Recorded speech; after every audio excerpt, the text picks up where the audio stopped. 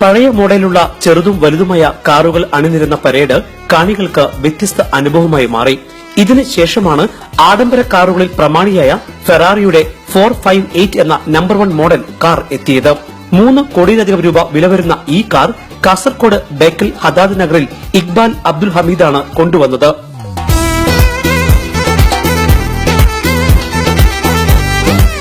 $2 ലക്ഷത്തിലധികം രൂപ മുടക്കിയാണ് ഇക്ബാൽ ഈ കാർ അലങ്കരിച്ചൊരുക്കിയത്.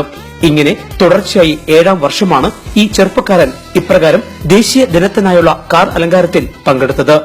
ഉത്തമയായി നാടിനോടുള്ള സ്നേഹം പ്രകടിപ്പിക്കാൻ കിട്ടിയ അവസരം അൽഹംദുലില്ലാഹ് വളരെയധികം സന്തോഷം. UAE നാഷണൽ ഗാനത്തിന്റെ അറബിക്ക് കാലിഗ്രാഫി ചെയ്തിട്ട് അതിനോട് കാലിഗ്രാഫിയും അതുപോലെ ഗോൾഡ് കോയിൻസ് UAE ഗോൾഡ് എന്ന് പറഞ്ഞിട്ടുള്ള ഗോൾഡ് കോയിൻസും കൊണ്ടുണ്ടാക്കിയ ഡിസൈനാണ് ഇപ്രാവശ്യം ചെയ്തിട്ടുള്ളത്.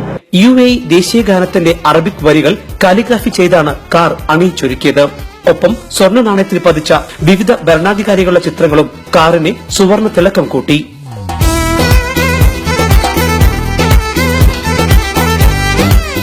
ഇങ്ങനെ ഏത് രാജ്യക്കാരനായാലും കർമ്മഭൂമിയോടുള്ള ദേശസ്നേഹത്തിന് അതിർത്തികൾ ഒരു ഘടകമല്ലെന്ന് വിളിച്ചറിയിച്ചാണ് ഈ ചെറുപ്പക്കാരൻ മടങ്ങിയത്. ക്യാമറമാൻ ശ്രീജിത്ത് ലാലിനൊപ്പം എൽവിസ് ചുമാർ, ജയ് ഹിന്ദ് ന്യൂസ്, ദുബായ്.